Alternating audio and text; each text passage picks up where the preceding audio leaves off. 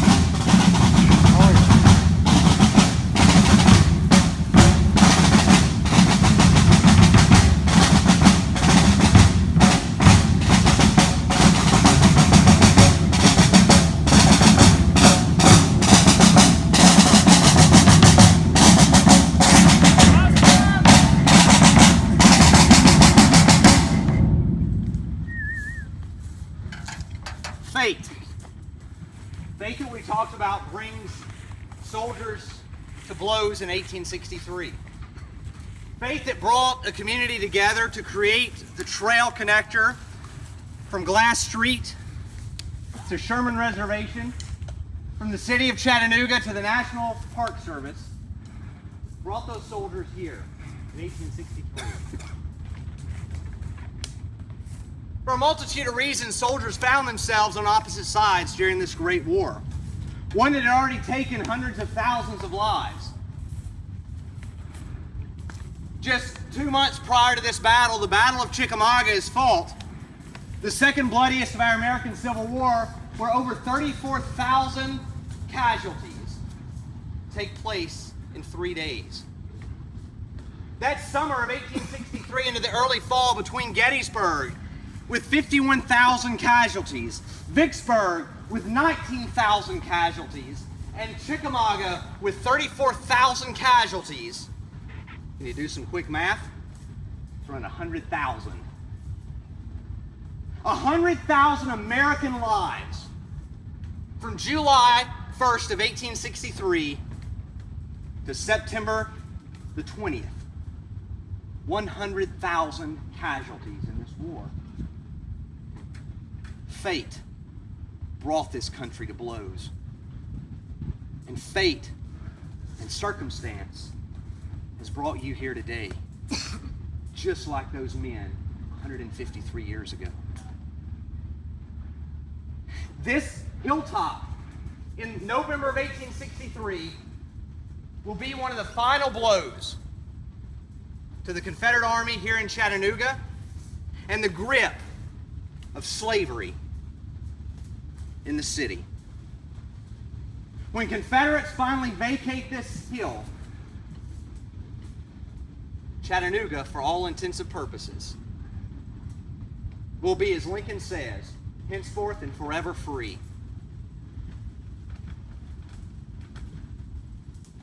Fate brought two great generals together that day also. Patrick Cleburne, an Irish-born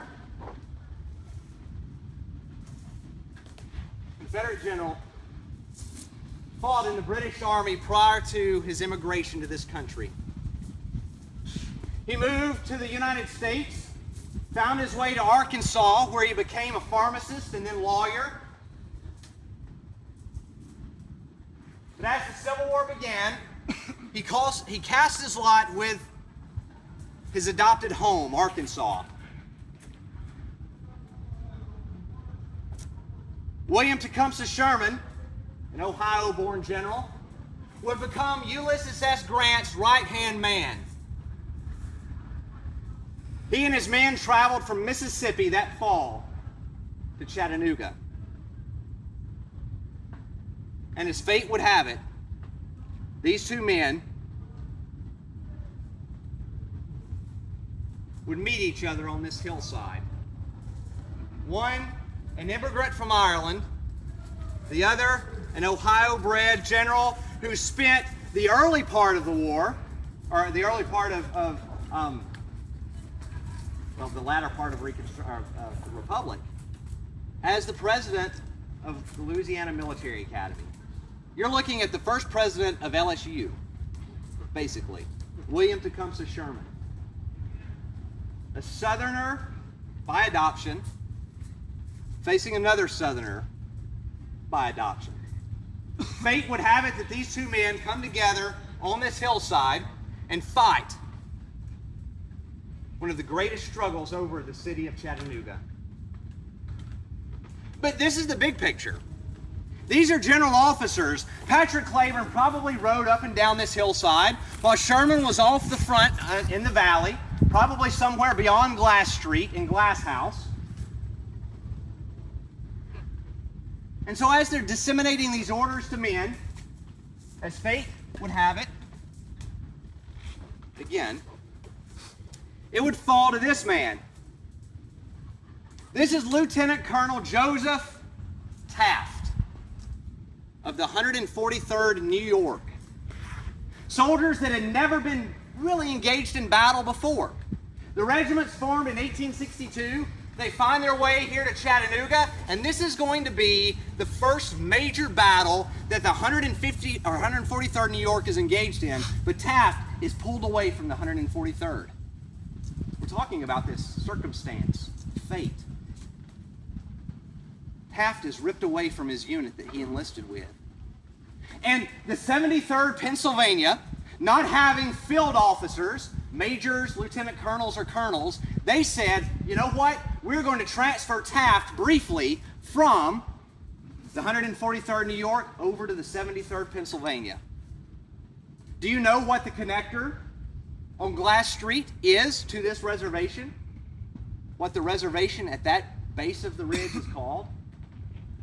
Sometimes we refer to it as the Pennsylvania Reservation, but in reality, it is called the 73rd Pennsylvania Reservation.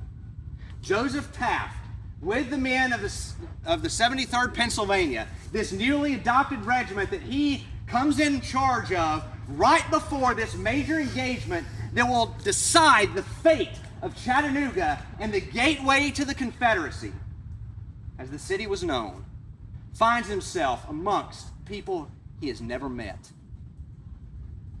And he orders them through the Glass Farm, fighting members of the 39th Georgia and the 56th Georgia as they've been sent from this ridgeline to burn the Glass Farm and burn the glass outbuildings so Union soldiers could not use them for protection and would open up the fire for the Confederate line from this ridge.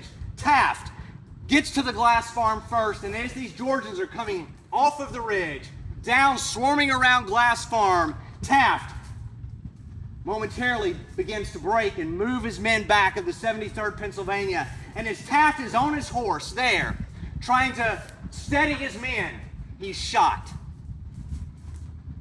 and mortally wounded on the battlefield. Taft's last words: hold your position. Hold the line. Don't give in. Don't give up. Were Taft's dying words to these men that he had met not long before. Had fate not changed the order of the day for Taft to be moved over from the 143rd to the 73rd, what might have happened? But Taft's death rallies those men. And the 73rd Pennsylvania holds fast at the Glass Farm for reinforcements to come up, and then the remainder of the Union Army will begin assaulting this ridgeline, and Confederates, under one of the hardest fighting commanders, Patrick Cleburne, will meet one of the hardest fighting Union soldiers, Billy Sherman. And as this battle coalesces on this hillside and on this ridge,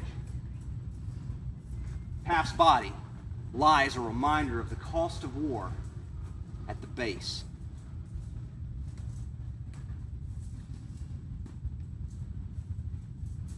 Union troops will eventually take this ridgeline in a hard-fought, bloody battle. When Patrick Cleburne's men give up this hillside, it will usher in that redefinition of freedom to those living in Chattanooga, to those who have found themselves here by their own fate, by their own unfortunate circumstances, enslaved African Americans. When those blue soldiers and those colors begin flapping in the wind on this hillside and along the ridge the entire span, and 17 soldiers, because of their bravery, will earn the Medal of Honor.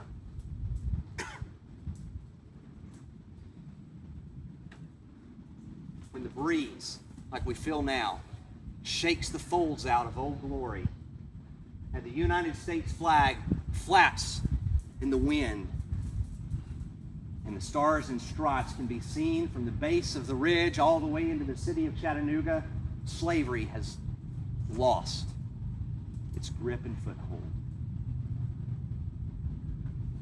The Confederates will never have a chance to retake this ridge, to retake the gateway city.